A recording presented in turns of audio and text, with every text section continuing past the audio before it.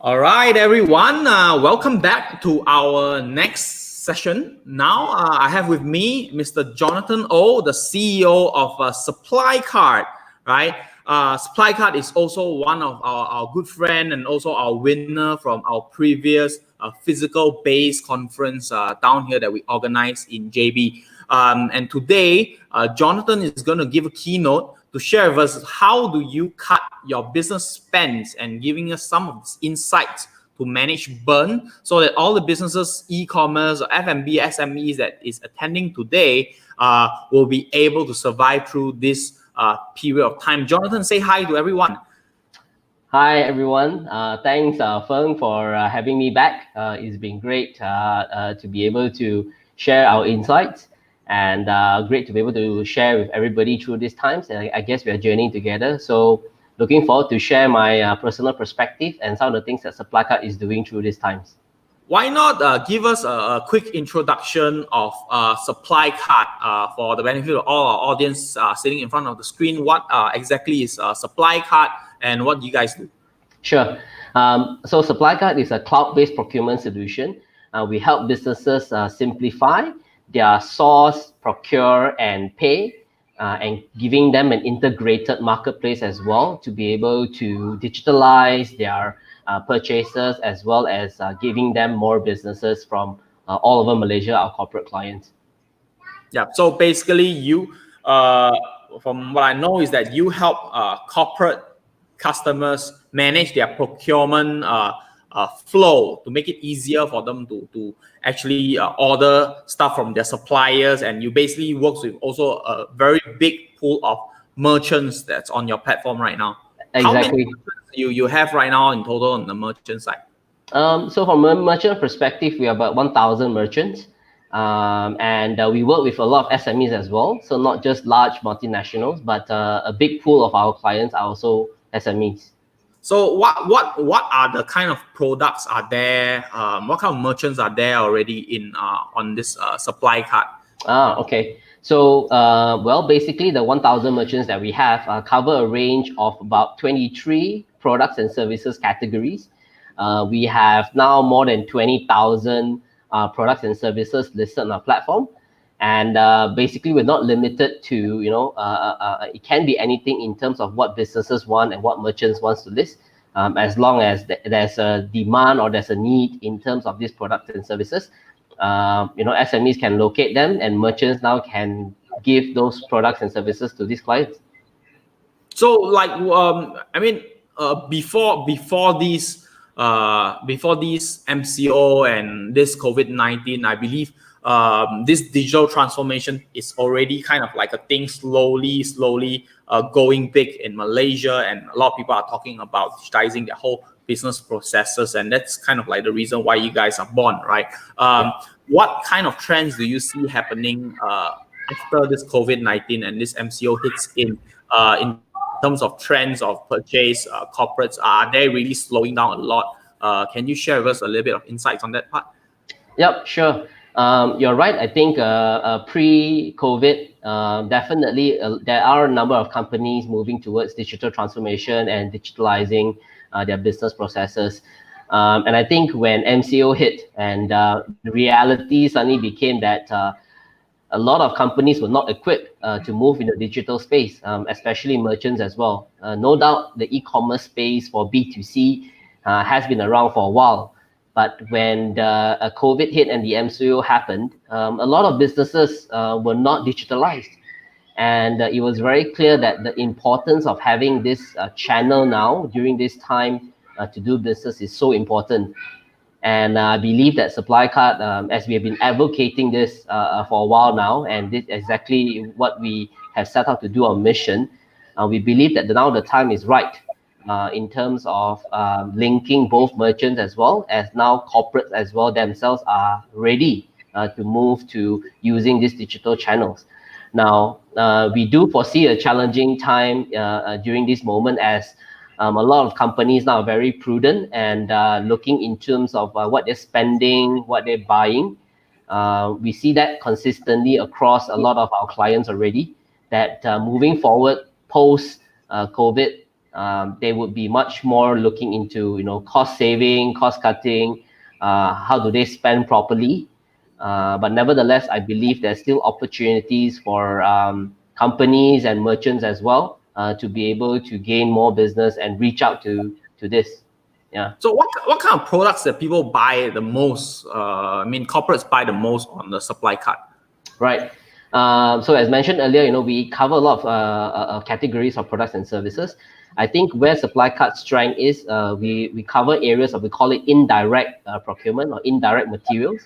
What that means is, we provide in terms of your technological products, your office supplies, your facility services, for warehousing. We help with packaging materials, those hardwares, power tools. So really a wide array in terms of supporting the business day to day and how the businesses run. And that's where Supplycart's procurement solution comes in to help manage all this for our clients. Great. So without further ado, why not let's move on into the keynote presentation. Sure. We have Jonathan to present how to cut your business spend and the insights to managing your burn, right? Jonathan, all over to you. Thank you. So today I'll be sharing with you in terms of how to cut your business spend and insights to managing your burn. Just to let you know that this is a personal perspective in terms of our own experience, as well as what I have sort of observed as well through this time. So just a brief introduction again in terms of Supplycart and how we help businesses towards digitalization. We work with businesses to connect them. We allow our merchants and our clients to go to a closed platform for their sourcing solutions. We provide an e-procurement platform as well to have this end-to-end source to pay process for our clients. And finally, we are empowering companies with digital technology. So as shared earlier, we have about close to 1,000 merchants, 20 over 1,000 products and services, and we have more than 1,800 companies with us at this point in time. So let's address the elephant in the room in terms of what we're going through right now. We are definitely hit in a situation that none of us have prepared for. And I think what I want to share is businesses, especially as much as coronavirus is hitting people, definitely businesses are affected as well. And we are looking in terms of preparing for the long haul. And how do we stay relevant? How do we adapt to this current situation that we are in? So coming to the burn, I just wanted to break it down in terms of breaking down the different type of burns that a company will go through. So we use the term burn, reason being because a lot of times, companies could have a negative cash flow or positive cash flow. I guess especially with very early stage companies, definitely there is a negative cash flow. And I'm just going to run you through some of the definitions as we go along to provide you better examples, right? So from a gross burn perspective, basically it's your available cash divided by your monthly operating expenses. So what that means is your rent, utilities, your staff wages, and the net burn basically is your available cash divided by monthly operating losses minus your minus operating expenses. So basically, this is basically telling you how much cash your company requires to keep running over a given period of time. So with this example, let me give you an example of a sample cash flow statement. So suppose company X and Berhad has a monthly revenue of 5,000. Of course, their operating expenses are more. They have 10,000 operating expenses a month, which means that they have a negative cash flow of 5,000 every month. And assuming that in the bank right now, or you have received an investment, or you have used your own money, right? You have 50,000 cash in hand. So based on this amount, your company's gross burn rate would be 5 months. And you could see this calculation. And because you still have some sort of revenue coming in, we could then calculate what's your net burn like. And in this case, your net burn is 10 months, right? So how this is the timeline that you have, is the runway that you have, right? In terms of how long before you run out of cash.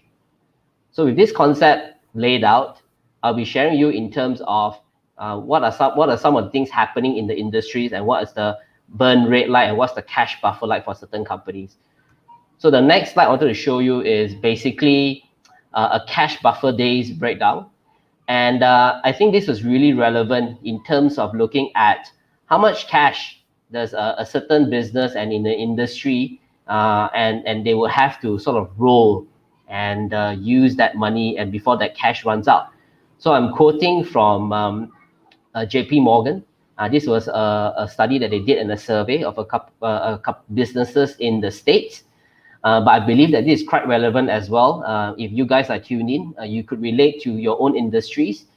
And what basically this shows is what is the median days of small businesses, and what is their sort of cash inflows and outflows. And we could see that 50% small businesses hold a cash buffer large enough just to support 27 days of their typical outflows. So this is related to the US, but I believe it's relevant as well to the industry, which is why I believe at this moment in time, a lot of F&Bs in Malaysia as well is finding it challenging due to the cash that they have and the inflows and outflows. So I believe that during this time, especially for businesses, we should be able to match outflows to inflow cycle as much as possible. And the only way for us to do this is, how do we manage these both inflows and outflows? And if we don't ask, we won't get them. In terms of, do we get terms? Do we negotiate with our tenants? Our landlords, in terms of how is our rentals like and all this kind of stuff. So it's very interesting data to see the different type of businesses and what's their cash flow like. And this is to get us thinking about, how much more cash do I have to run? How much more cash do I have coming in or burning?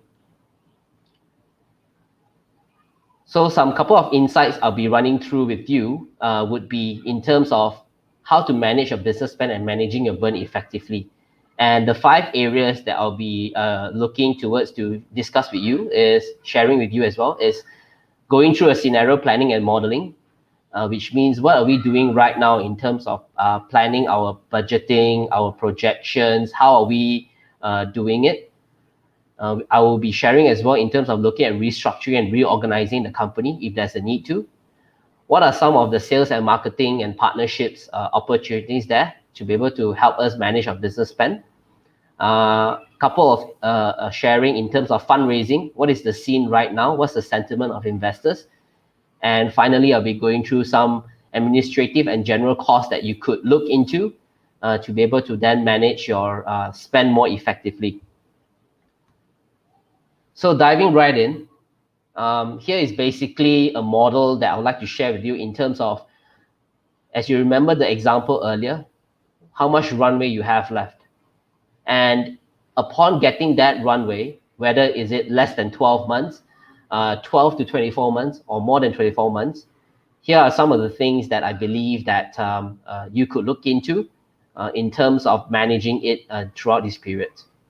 So firstly, being able to run a few of these scenarios, it's good to be able to run a best case, a worst case scenarios in terms of budgeting and financial projections, right? Looking really deep diving into what you're spending on, whether business is affected. And I believe throughout this time, a lot of businesses are affected. So how do you factor in these scenarios to project what's going to happen within this couple of months or post 12 months and stuff like that? The next thing to look into is be able to keep executing as the business progress with more clarity on the micro scenarios. Now, I know that, nobody has a crystal ball what's going to happen after this, or how long coronavirus is here to stay, and how long MCO would be, extended to. But what we need to be looking into is, how do we keep executing and be nimble, as well as change very quickly in terms of what the micro scenarios are. What happens if it gets extended? What kind of revenue models, what kind of channels are we getting our revenue now? How do we protect our current revenue? And I'll be sharing some of those details later. So at the end of the day, each scenario that you run, from whether is it the plan A, plan B, plan C, or worst case, best case, each scenario has to translate for your business a longer runway. Now, if you're looking at below 12 months runway, and that's considered a short, how do you then put into consideration to reduce your OPEX? Anywhere between 20 to 30%, and the goal here is to be able to survive and go longer, right? So from a working capital perspective, I have broken down into these key areas that you could look into in terms of, one, if you are doing business in terms of trading, how do you reduce inventory? How do you do sort of just in time, or a drop shipping model that you don't have a very high cash outlay in terms of keeping inventory? You could be looking into as well, working with suppliers to obtain terms, understanding the situation. Your suppliers will be, I guess, looking for a long-term partner, and they would like to see you around still. And how do you discuss terms with your suppliers? I think a big thing then we need to look into is, if we are having a short runway, definitely there shouldn't be any terms to our clients. And potentially we should start offering sort of discounts as well, right, to our clients, in terms of saying, look, can you pay me earlier? And what are some of the things that we could negotiate, And the next thing here is prioritize your sustainability of business. At this point in time, the business needs to survive this period. How do you get it past 12 months? And currently, there is a lot of banks as well, that they have allowed you to pay your loans later. Certain landlords as well has said during this period to pay rent, and that has really helped. How are we able to further, cut that or get further discounts, right? And being very aggressive in our cost-cutting initiatives, basically is really taking out the fat. What can we save on as best as possible? If you're a business that you have calculated that you have about between 12 to 24 months of runway, that's good. I guess it's being able to wait it out longer. So how do you go and push to have a longer runway? And firstly is being able to push your suppliers for longer terms. How do you ensure your collection of payments are timely? I think a lot of businesses, when times are good, we tend to forget that there's a lot of money sitting out there. How do we chase effectively and get our clients to pay us as quickly as possible? And I think those has to be looked in, very frequently, and to be able to collect as fast as possible from the clients. Also, because you have some time, how do you reassess in terms of maximizing your runway to 24 months and beyond, right? How are you able as well to maybe leverage on short-term financing? Maybe, if you have certain large deals that come through and there's a very high outlay, potentially then businesses could consider an invoice financing, and there's a lot of options out there, right? The next thing is, if you have 24 months runway, or even longer, that's great. Now, how do you take this time now to relook into your costs? What are the inefficiencies that could have been building up, because we were so busy with our business and trying to grow the business, but we have not taken a look really and deep dive into actually where the money is being spent, where our business spend is. And I think it's a good time to relook into where's all our costs like. The next thing, if you have 24 months, I would say continue to build muscles. And what that means is really continue to grow your company. The stronger you are, the longer that you could prolong the company runway. And I think that's a good thing. And you could potentially then also have time to explore what kind of funding alternatives are out there, whether is it venture capital, whether is it going for financial institutions, or even considering an M&A. But of course, during this period, M&A really has to be strategic and looking into, if it's an acquirer, and definitely it's a buyer's market, and they will be sort of squeezing in terms of getting a good deal out of it. So these are some of the things that you could look into. And also ultimately, how do we increase our margins and revenue through this time? And by doing so, it helps with our bottom line, it helps with our profits, and that translates to cash flow, and that translates to a longer runway as well. The next thing here is consideration of restructuring and reorganizing your company. I am not sort of going into the whole area of people perspective, and that's a whole different topic altogether. And I think for my sharing, I think it will be an area that companies should look into. But nevertheless, I think these are the key areas that companies now could start looking into at this point in time, or you would have already started looking into it, right? Is the business able to function during this time, and what pivots need to be made? I guess with the lockdown now, a lot of MCO period now, a lot of companies now have sort of reinvented the way, B2B and B2C now crossing. Some B2B companies as well are already serving B2C at this moment in time. And I think that's a move that, we should consider if that's relevant to your business, but not overdo it and try to do too many things at one time. I believe that is more in that way. So how do we relook into our business? Where is there any reorganizing? What kind of values or what kind of offering are we giving to our clients if it's through this time, right? An example for us is we serve a lot of B2B, right? A lot of companies, right? And if throughout this period as a supplier, we're not able to deliver, or as a business, we are not able to open, how do we prepare, or how do we think about what can we do post MCO to support our clients further? How do we protect revenue, right? Hunker down and define key strategies and messaging. The business potentially messaging could change throughout this time, as we need to stay relevant in terms of what clients are looking for, what businesses are looking for. So I guess it's a good time to really understand now what your clients are looking at. And as shared earlier, we believe that throughout this period, a lot of people are hunkering down, then thinking of managing their costs better. How do they, manage the spend better, right? So if that is what our clients are looking for, then we should then build around this messaging across as well. How do we help our clients to save costs? How do we help our clients to save, improve their processes, maybe increase efficiencies? So it's really related to how you define your business throughout this time. Resource allocation and planning. So what activities are important? I think a very big thing at this moment in time, the key activities now is really protecting revenue. How do we get more sales throughout this period? I think a lot of times, a lot of business now are thinking, how do I keep or get more business at this time?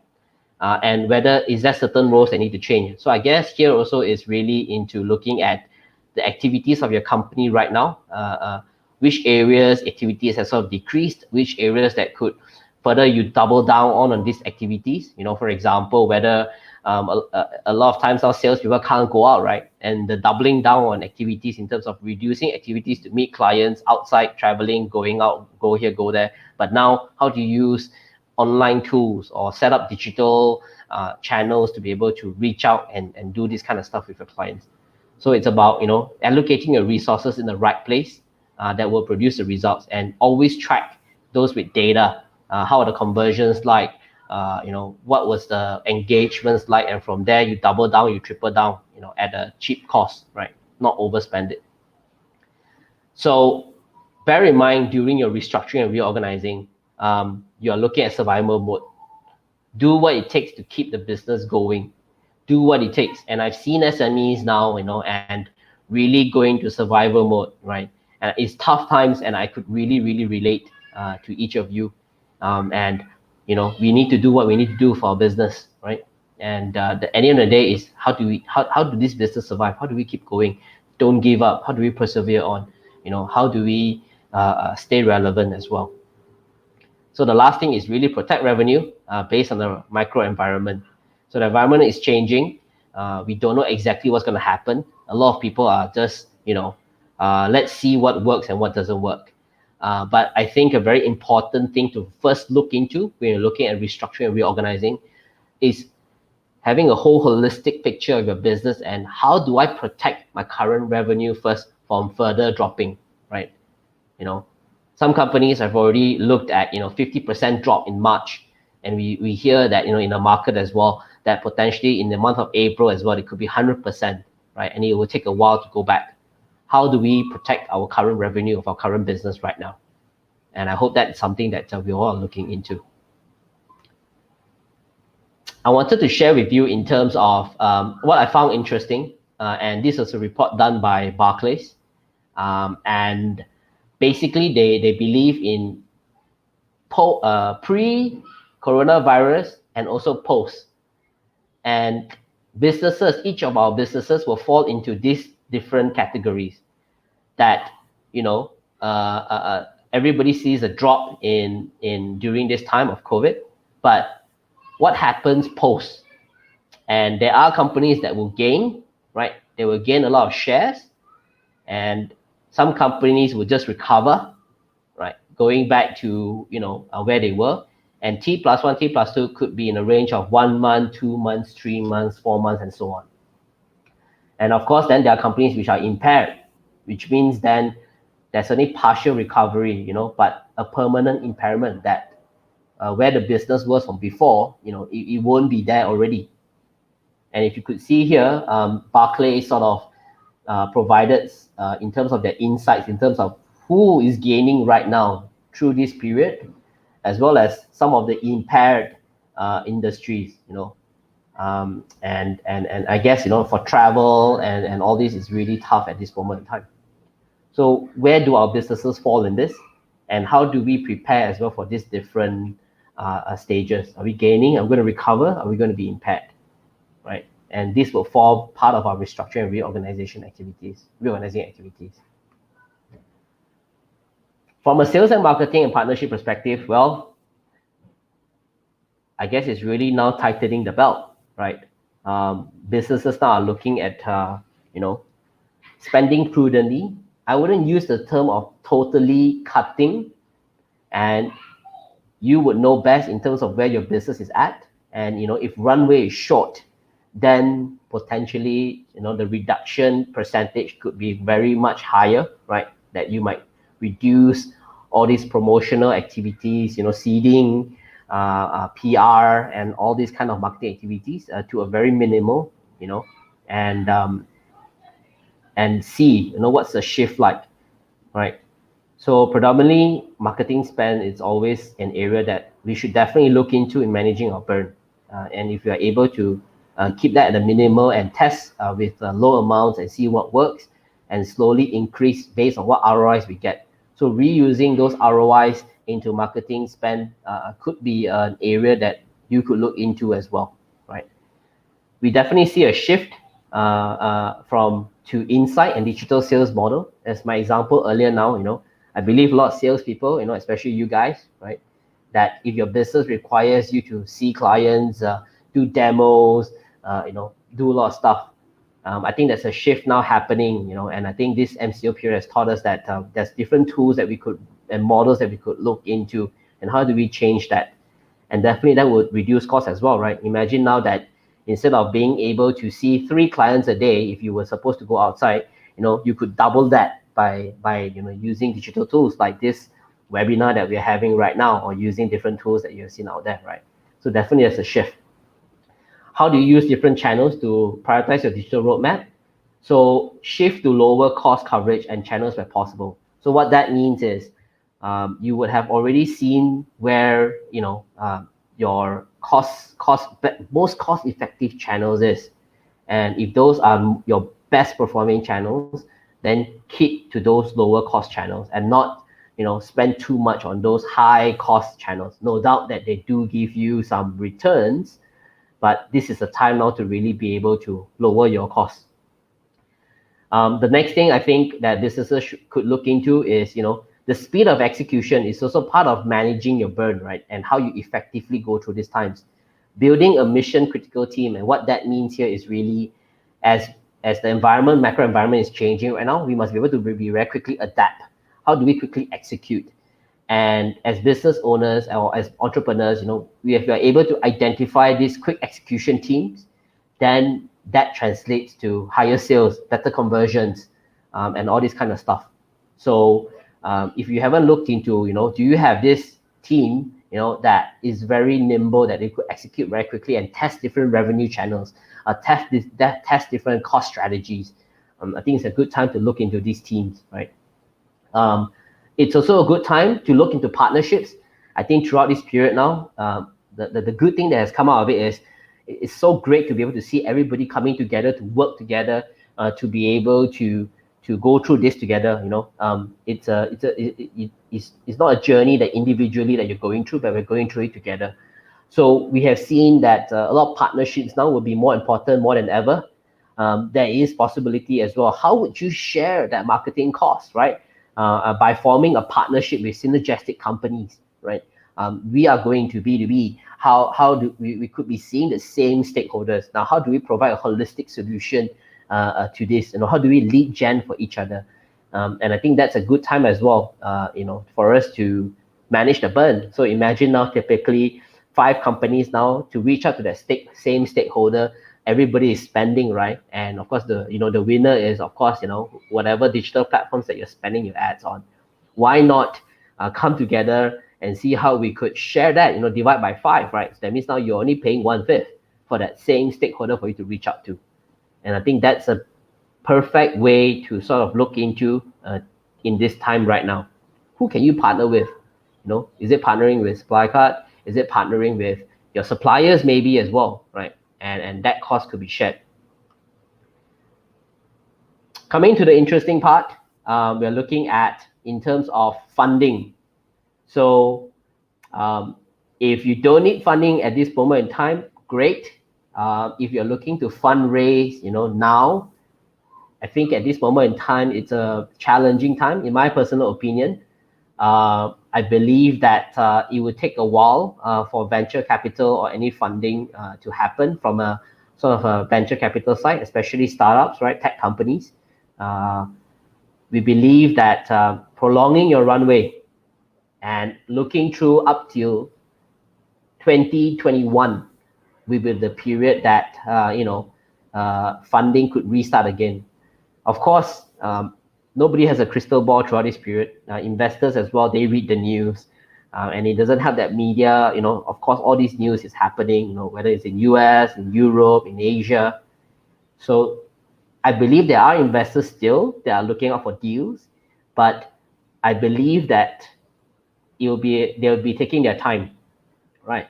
So for businesses that are looking for funding, really it's now time to sort of work with existing investors, how to prolong the runway, and are you able to sort of structure something as a deal sweetener for either your existing investors or your potential new investors if it's a top-up is required, right? Whether it's a bridge or a convertible note, because at this moment in time, investors will sort of be looking into where can I find a good deal now, right? Which company now is going to be a smash hit? Who are the gainers, right? Going back to the few slides that I shared earlier, who's going to gain most from this? And I think that's where the investors will be looking into. As a business, I think investors, when they're going to fund you as well, they will be looking into how did the business react through that time, of challenge. What did we do during that time of Corona? Did we do initiatives to protect the equity interest? Did we do cost cutting? And I think that is where investors will look into in terms of see how sort of prudent the company is, and protecting the investors' interests through the hard times. So I think something then the topic that we're discussing today, somehow some sort of initiative needs to be done by the companies, and investors want to see that as well. It could be wrong if you are in a very high gainers and you spend a lot and you don't cut costs, but you're achieving very good results. Yeah, by all means, right? And it's be able to find that investor who appreciates that growth, right? I also do see, in my personal opinion, that there will be lower valuation trends, definitely lower multipliers, and investors looking for higher return expectations. They'll be looking in terms of, okay, yeah, we can't give you that high valuation anymore. How do we keep it, realistic? How do we get more higher returns as well? And I think that, we need to look into what kind of conditions and what kind of expectations that investors have. And it's us to exercise, our wisdom as well in terms of looking how do we select these investors. So the last area, what else can we do to manage our company's burn? well, we could get our house in order. What are some of the general administrative costs that we have not looked into, or what can we do to improve that? And that covers a wide array, right? In terms of our facility, our office, what kind of tools are we using, or what kind of tools we have not used, what kind of inefficiencies are there that is, costing us money or costing us a very, slow turnaround. So these are some of the things that we believe that businesses could look into. So one, as shared earlier right at the beginning, it's time to digitalize.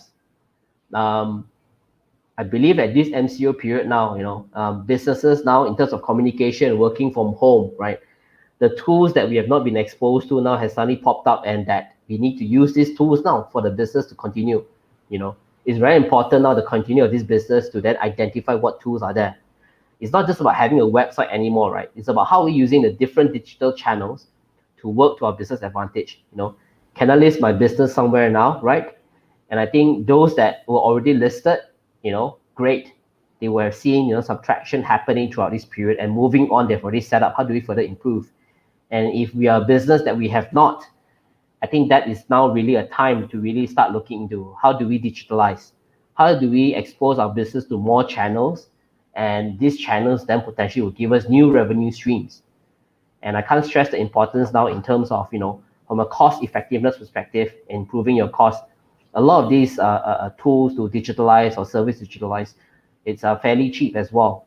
And you have to make a decision as a business, where can I digitalize as best as possible? The next thing is making technology accessible. And this is really what kind of technology you're using within your company, right? You'll be surprised that, there are companies that don't even have an accounting software. It's still very manual in nature. And I think it's really time to start looking into that, right? What kind of cloud-based or SaaS solutions that you could use, whether would it be in sales, HR, finance, operations, or even your procurement, right? How do you digitalize that and use tools out there to be able to help your business? There is definitely a benefit to this, right? From a technological cost perspective, it's definitely will increase efficiency. The right tools will be able to produce quicker results, and allowing businesses to focus where you need to focus. And in this moment in time, it's really driving, survival. How do I manage my cost better? At the same time, how do I grow? How do I be profitable? So making technology accessible across the company is something that we should look into. Watch your bottom line. I believe a lot of times, you're like, pay only, don't waste time, right? But I think now it's not the time to just pay. Being able to compare, being able to optimize our bottom line, right? How do we get more, margins? How do we, for every dollar we spend, is it spent wisely? And I think it's definitely something businesses should not overlook. Look at how you could optimize it. Your business spend matters. Every single thing matters what you spend on, because every cent, every dollar and every cent saved is every cent and every dollar contributing to your runway, contributing to your burn, right? And that prolongs your company's cash flow and also your runway. Fourth, reducing cost through vendor management. There are cases that now you could consolidate your vendors, right? Decreasing those unnecessary spends, reducing your payable activities. It's a good time then to be able to engage companies, or you yourself conduct a benchmarking initiative and see now where the gaps, what kind of improvements that you could make. And if it's activities that are non-revenue generating or what, you could potentially think of outsourcing. And sometimes outsourcing is cheaper compared to handling it yourself. I believe that, sometimes if it's let the experts handle it. I am not in logistics. I am not the expert, in doing fleet management. Why not then engage somebody at a fairly reasonable price and allow them to do this more efficiently for us? And I believe that is also improving our burn and our cost as well, right? How payment, inventory, warehouse, and distribution. So I guess the motto here is really less is more. How do we do less, but we gain so much more? And the last point, point 5, is really shifting our spend priorities. Where are we prioritizing our spend? Is our spend going to, very vanity kind of spend, or is our spend going to the right places? So if we're able to prioritize this spend, right, I think what we should not neglect here is there's a certain proportion of the spend that needs to go to the business. But at the same time, I'd like to encourage us also to look at the livelihood of our people as well. I guess people, it's the the lifeline of the business. Without people, the business can't continue. So, what kind of spend are we prioritizing, right? Could we balance that out, and could we find gaps, and what can we reduce, and what can we increase, right? So coming to the end, as a founder, as a business owner, I guess here are some insights that we need to look into, and I think it's the hard decisions that we need to make.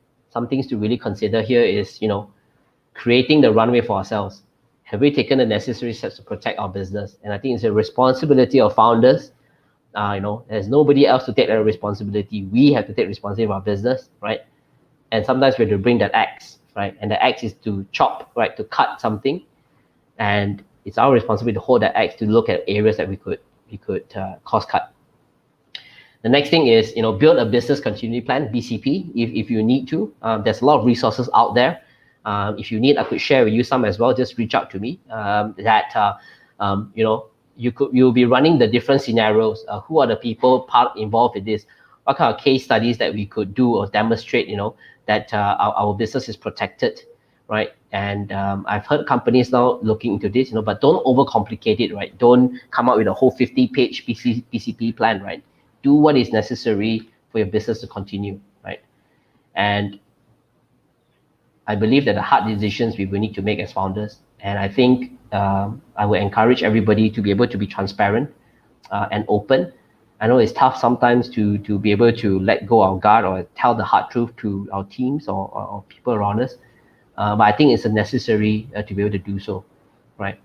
Being open and transparent, nothing to hide. I think that is really something, and just say for what it is and explain the whole situation. And I've heard really many cases where companies have done that, and as a family, as a team, those companies are journeying together through this storm. So I'm sure you know your business well, you know your people well, and you know your investors well. So why not try it? Again, if you never ask, you never know, right? And also be decisive with one single stroke.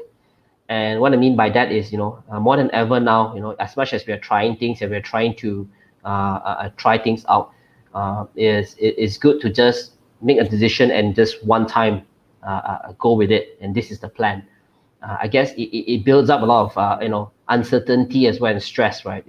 If we keep changing things and we don't allow things to run, right? Today I want to try this, tomorrow I try something else, the day after I try something else again. And I think that is really counterproductive. It's not great to have that kind of And if you plan everything well, you run the scenarios, then be decisive and make that single stroke change, and review it and give time for, of course, a comfortable time for the results to come. And if it doesn't, then drop it. Do A/B testing and stuff like that. The other area is then fundraising outcomes are not only dependent on how a business does or its matrix, but also on the micro environment. Now, yes, there is a situation where you're doing really well, right? Sales have doubled or tripled through this time, right? And your matrices are through the roof. But from a macro environment, investors are not ready to invest. So, how do you manage that expectations, right? And if you're doing great, and if you start fundraising, and you have interest, that's perfect, that's awesome, right? But that doesn't mean, and that doesn't guarantee this company being able to secure funds, right? It's not that alone, right? There's so many other factors, right? What's the micro environment? How's the economy is going to be like? Institutional investors are they have limited partners as well, and some of these are corporates as well. How are they reacting to this time? So I think that's something to be mindful of. The next thing I'd like to encourage founders is really being able to track, our emotional and mental health. When I said our, is I'm in it together as well with you, and being able to go through these times emotionally and mentally, it's a challenge. And I think again, I'm really encouraged to see so many companies coming together, being able to just check on each other. Hey, how are you? Keeping each other accountable and bouncing off ideas. And it doesn't have to be a lonely journey. There are people out there there's a lot of people out there that are more than happy to spend time and share with you as well their challenges, and you could learn something from them who have gone through it as well, right? And the final thing I think I would like to share with founders as well, continue the engagement and connection with the team.